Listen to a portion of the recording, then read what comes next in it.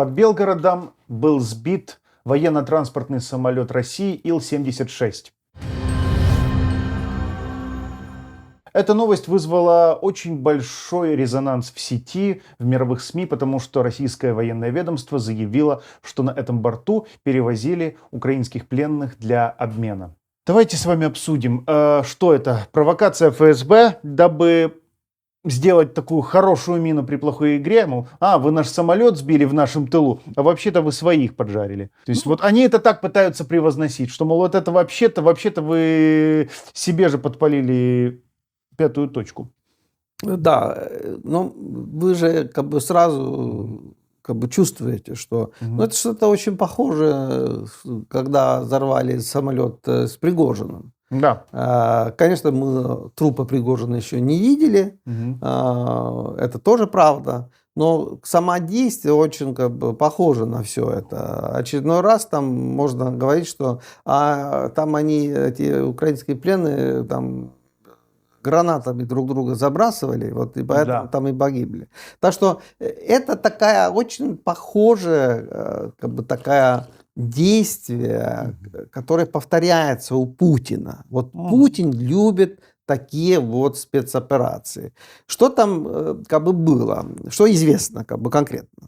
Конкретно известно то, что вы же понимаете, что есть очень большие проблемы сейчас с полетами.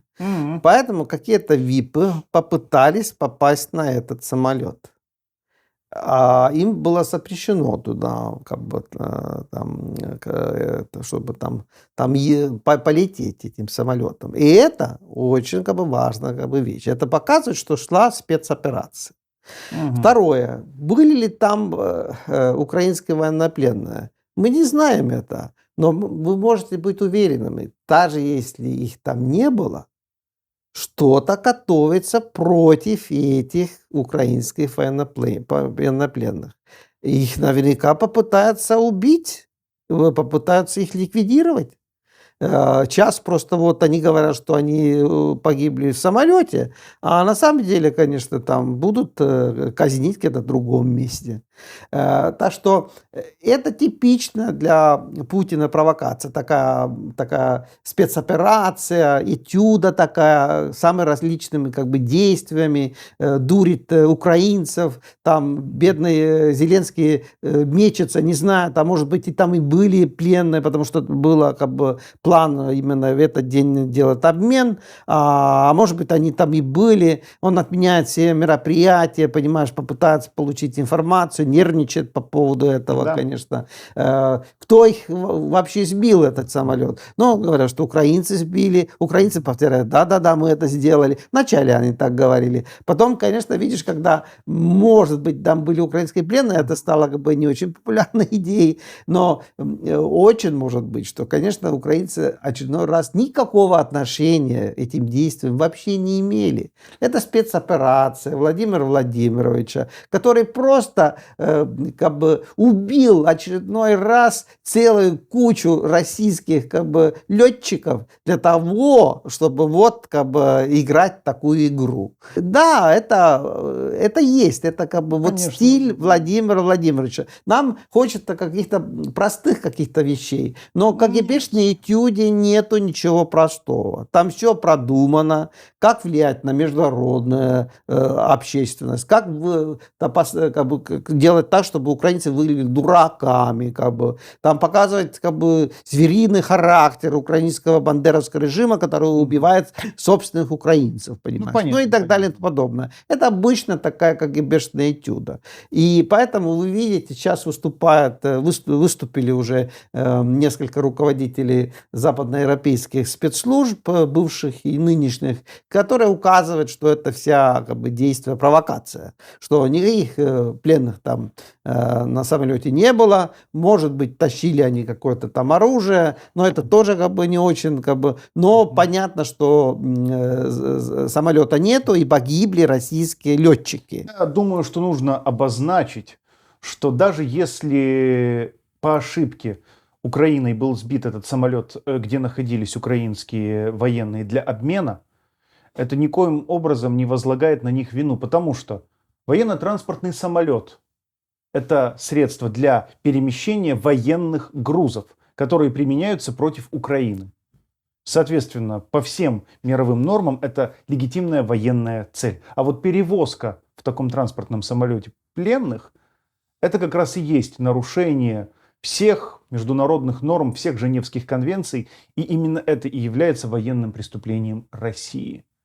Поэтому любые попытки вот таким образом вызвать в людях ощущение какой-то звериности украинцев, вот этого бандеровского режима, как они его называют, я считаю, что должны быть на корню пресекаемы абсолютно любыми новостными ресурсами, что мы здесь, естественно, и делаем. Вот еще хотелось бы поговорить о таком важном моменте во всем происходящем. Это интересная череда, которая началась вот буквально недавно. Тамбовский пороховой завод, нефтеперегонная база в Туапсе, портовый терминал в Усть-Луге, нефтяной терминал в большом порту Санкт-Петербурга. Это все военные и экономические цели, которые были поражены украинской армией вот за прошедшую неделю. Такую нехорошую мину очень сложно скрыть. И не была ли вот последняя провокация сделана именно для того, чтобы перебить вот негативный осадочек от того, что Украина теперь может в Ленинградской области наносить удары по целям, которые она считает легитимными? Не было ли для этого это сделано? Дело в том, что очень долгое время Путин все-таки верил, что западные лидеры не допускают ситуацию, когда Украина атакует территорию Российской Федерации. Что все-таки они имеют влияние на Зеленского, на Украину, и не будет этих атак российских территорий. Очень много было работы сделано, чтобы все это было так. Были переговоры какие-то. И что угрозы со стороны Российской Федерации и так далее и тому подобное в связи с этим. И теперь мы как бы видим, что да, Путин продолжает войну, Путин ничего не закончил. И вы как он мог вообще думать, что если он это все делает, что не будут атаковать территорию Российской Федерации. Это абсолютно нормально. У меня вопрос в связи с этим есть. Вот почему Путин думает, что вот он весь такой хитро сделанный, а напротив него в Европе, например, сидят наивные гимназистки, которые всему верят. Нельзя атаковать нашим оружием. Вот они говорят, но если вы сделаете свое или, например, модифицируете наше, это уже не наше оружие. Владимир, в эту игру можно играть вдвоем. Вот они модифицировали какие-то старые дроны, какие-то ракеты С-200 модифицировали, что позволило им запускать их на 800 километров. Какие проблемы, Владимир? Это не наше оружие. Мы вообще к этому не имеем никакого отношения. Ни Таурусами, ни Storm Shadow, ни Скальпами, ни Цезарями. Это мы тут ни при чем. Это они что-то там себе сделали. Но мы же не можем им запретить своим оружием бить по вашей территории. Вот и все. То есть, и здесь, что у нас был уговор, джентльменское соглашение, здесь эти предъявы не канают уже. Не по понятиям, дядя Вова. Да. Но все-таки мы имеем дело там войной, которая как бы такой горячая фаза идет уже несколько лет. Да. Это очень много. Конечно. Это очень долго. И, конечно, ситуация развивается. Ситуация развивается, потому что вместо того, чтобы прекратить абсолютно бессмысленные действия в Украине, Путин продолжает вести это действие. И, конечно же, его режим представляет собой угрозу Украине, конечно же, и да. Украина должна ответить. И что делать? Конечно, ситуация сложная. Украина использует все возможности, которые у него есть. Это все легитимно и нормально. И, конечно, но что касается того, что Путин там хотел и верил, но он такой человек, это все заметили, что верит собственной пропаганде. Вот говорит, а потом и верит этому, понимаешь, что вот это Запад, там они не должны, что они не должны. Безумец ведет войну в центре Европы, а там что-то европейцы не должны. Но абсолютно некомпетентный, конечно, Некомпетентно. разговор. Было понятно, что чем дольше ты как бы ведешь это военные действия, тем становится, конечно, эти угрозы России больше, Да, каждым днем.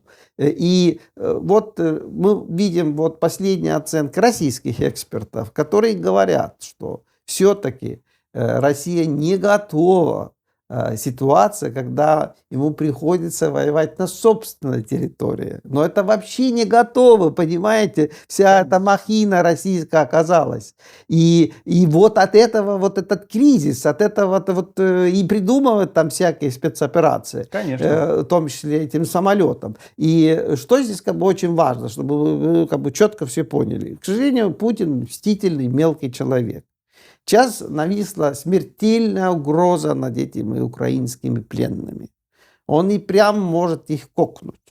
Потому что вот мстительность такая у человека, и он может что-то с ними и сделать. Здесь надо, конечно, еще всему мировому сообществу бороться, чтобы там за жизнь этих как бы людей, потому что Путин же как бы сказал, что их уже нету.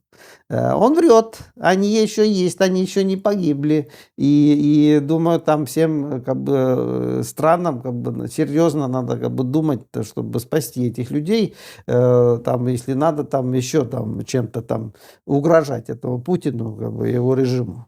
Да. Итоги промежуточные, разумеется, итоги того, как берется Киев за 3 дня. За почти неполных 2 года спецоперации Россия лишилась 20% своего флота на Черном море.